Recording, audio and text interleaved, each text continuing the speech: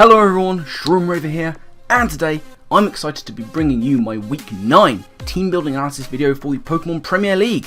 Yes indeed, you'll notice I'm wearing the same shirt as for many of my previous recordings. We're doing a lot in one night because I'm very far behind.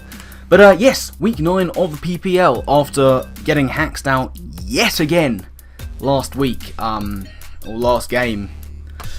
It's getting to the point where relegation is very much a real, possibility here. If we lose this game, we're almost guaranteed to be relegated. Through powers that are mainly not our fault. That's got to be said. But, it just means that we have to try and win this game. And this game itself is against my very good friend Liam, Unlawful Exile, the Unlawful Exile in West Shan United. His links down in the description below. Make sure you go and check them out. He is he's Liam. He's Unlawful Exile. You'll know who he is. But check out his stuff anyway. So, West Shan United, the kind of stuff they can bring against me will include Infernape, Mamoswine, Whimsicott, Blastoise, Licky, Kyurem Black, Drapion, Uxie, Golem, Mega-Audino, and the Krokorok. So, some really interesting stuff there. And some massive threats. He's managed to pick up Infernape, Mamoswine, and Kyurem Black, not to mention Mega-Audino. So these things are very powerful. There's a lot of pace there along with the Whimsicott too. Which is, fairly terrifying. And he's got some nice bulk there as well. And when I say nice, I mean horrible. Blastoise is pretty bulky, Licky is disgusting, Uxie is one of my favourite things in the world, but to face it, it's gross. Golem on the physical side certainly, and the Krokorok is nothing to sniff at either with that Intimidate and Eviolite combination. So, looking at his team, it's beatable, I think, and it needs to be for me. So, without further ado, let's get right into the team I'm going to be bringing. And first up, we have Excadrill. Excadrill is back. It's another Choppleberry set. This time it is Sandrush though. Earthquake, Ironhead, X-Scissor and Swords Dance. We got 12 in HP, 252 in attack with an Adamant Nature, and 244 into speed. With Sand up, I need 244 in speed and Neutral Nature to outpace his fastest thing, which is the Whimsicott. By that I mean his fastest potential Scarfer, I should say. The Mega-Audino is obviously quicker than that, but can't be Scarfed. So at +2 in the Sand, I will be outspeeding everything on his team, and I think I'll be hitting most, if not all, for super effective damage. The Infernape, the Mamoswine, Whimsicott, the Kyurem Black, Drapion, Uxie, Golem, Mega-Audino. Yeah, a lot of things being hit for super effective damage. The only things that aren't are going to be the Blastoise and the Licky. Both of which are problematic, but both of which I think I have ways around.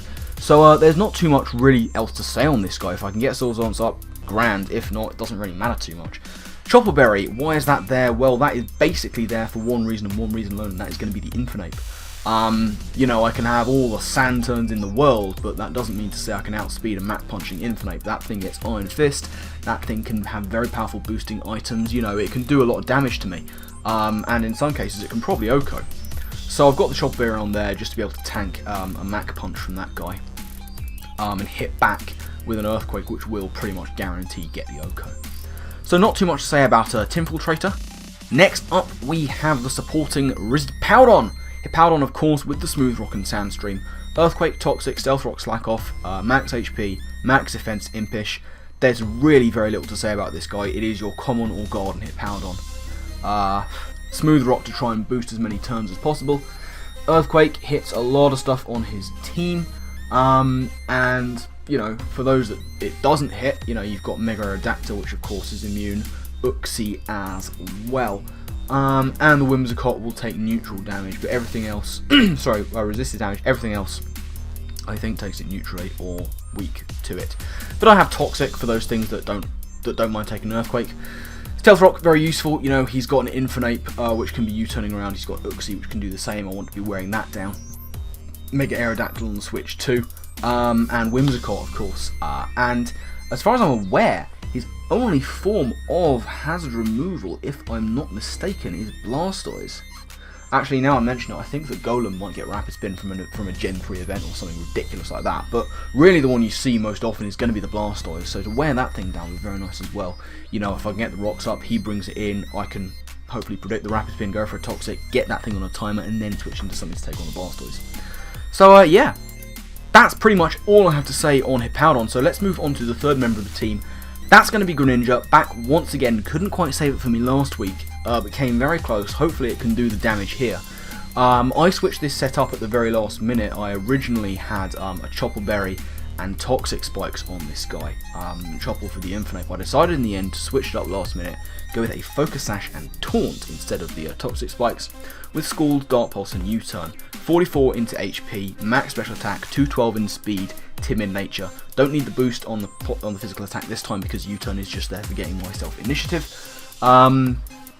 Yeah, standard-ish stuff. Taunt is going to be nice. He's got some stuff that I don't particularly want to be doing non-offensive things, like the Licky Licky and the Uxie. Don't want those guys to be doing nasty things against my team. Greninja can taunt them both and it will definitely outspeed them.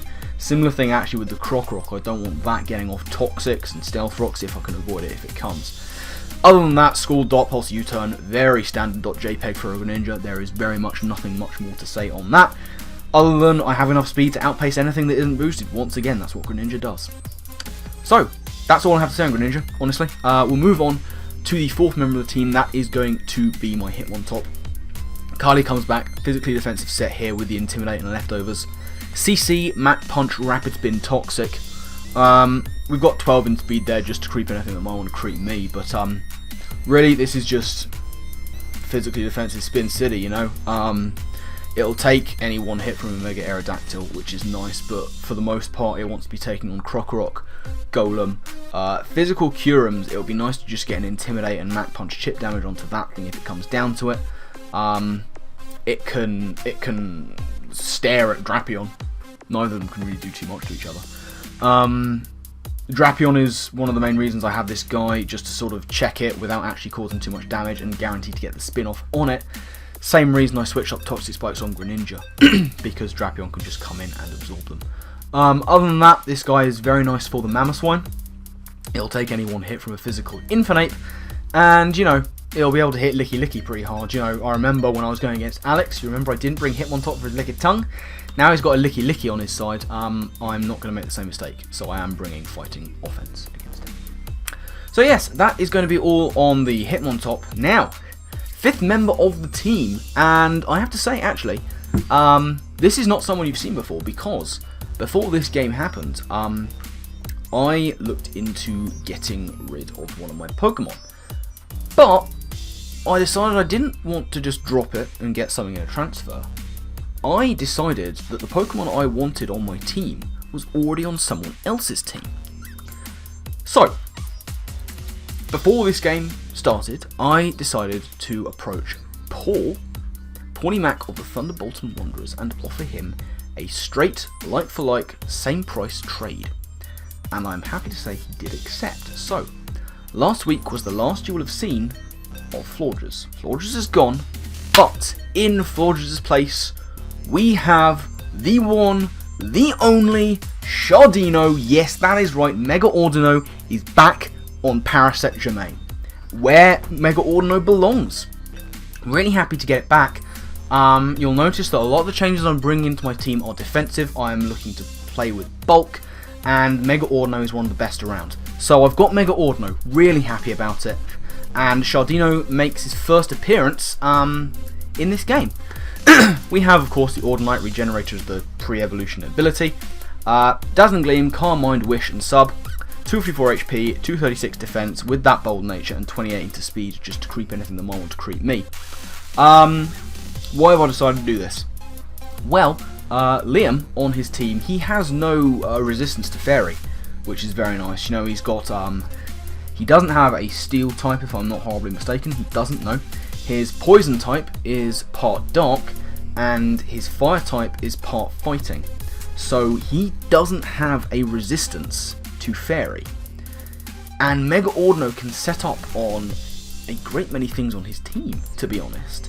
So I can set up a sub and start getting up Calm Mind, keep myself healthy with Wish. You know, Mega-Audino could be looking to go in here. Dazzling Gleam is the only attack, but that's all it really needs. You know, I can set up on things like the Blastoise if it doesn't have Roar. If it has Dragon Tail, it certainly can't deal with me. I can set up potentially on the Licky Licky and potentially on the Uxie if he isn't going to Status Knee straight off the bat. I can potentially set up on Golem, and less likely the Krokorok. But there's a lot of potential setup there. Choice Lock Cure and Black will do as well. So yeah, Mega-Audino looking to set up and try and sweep him defensively, you know. I'm happy to get Mega-Audino back on the team. Last member of the team is going to be Electress. Once again, we have an Assault Vest set, but for the first time in a long time, we are bringing special offensive Electress with Volt Switch, Giga Drain, Flash Cannon, and Acid Spray. 254 HP, 236 special attack, 28 into speed, modest nature, very similar kind of build to the Mega-Audino, except replace the defense with special attack. So yeah, special Assault Vest Electress really does quite well against this team. I've got that Volt Turn core going once again with Greninja, which is a core that actually has been working well early game in many situations for me with Electress and Greninja. Unfortunately, my end game hasn't been too good. Sometimes that hasn't been my fault, sometimes it has. But I like the combination of Greninja and Electress, so Volt Switch is very nice in there. Giga Drain, just nice to get that recovery, you know how we do. Flash Cannon, that'll be hitting Mamoswine very hard, and indeed the Cure and Black. If he is special Cure and Black, this Electress will take any one hit, even a Terravolt or whatever it is, Earth Power, which he does have. And Acid Spray, that's really nice for just the nasty sort of horrible, bulky, horrible things like Licky. It'll be nice to get that at -2. Same thing with the Uxie. So yeah, that's the team I decided to bring against Liam. Now, the team that I thought he would bring against me, it was a tough one because I kind of thought he'd be bringing some of his less used stuff. Like Infinite I very much saw as an option. Blastoise too. Blastoise was actually the first thing I thought he'd bring against me. You know, I've got a lot of offense that doesn't want to take on Blastoise, and it's one of the best stops around to an Excadrill. Similarly though, Uxie. Uxie I was sure he'd bring. I actually thought that he would want to bring the Krokorok, and I know that that sounds weird, but there's method in my madness. It can take on Excadrill, and it's one of the only things on his team that desperately wants to take on Tyrantrum, even though I'm not bringing it. Krokorok does very well against Tyrantrum indeed. You know, in a practice battle, Eric brought Krokorok against me, and he brought a Rest Talk set actually, and it completely shut down Tyrantrum. So, you know, those four definite: Infinite, Blastoise, Licky, and indeed, weirdly enough, the Krokorok. Cure and Black, yeah, very much expecting Cure and Black. I don't see much of a reason for him not to. And as far as his last one goes, you know, I figured actually he might want to bring the Drapion, and it's why I was so insistent on switching up Toxic Spikes on Greninja. And, you know, the fact that I've just brought in Mega-Audino would imply that he knows I want to bring it. He knows probably that Fairy is one of his team's weaknesses, so he's going to want to bring the Drapion, get some powerful poison type hits going there. So the six I thought he'd bring: Infinite, Blastoise, Cure and Black, Drapion, Uxie, and the Krokorok. Potentially Licky, but you know, those six I thought were more likely than the others. So yeah, that is the team. Now, normally here I'd be saying, you know, thank you very much for watching. I do hope you've enjoyed. There is one little point of admin that I do want to add before we leave. Again, and it links into this. Normally I'd be saying, you know, go and check out, actually I will say this, go and check out Liam's channel. I've already said it, but do it. Normally here I would be saying, you know, watch out for the pre-game entertainment that will be going up within the next couple of days.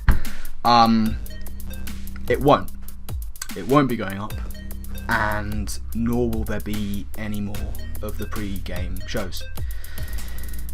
Beginning of week 1, you may remember I said that the wraps are over when I say they're over, and unfortunately now I am saying they are over.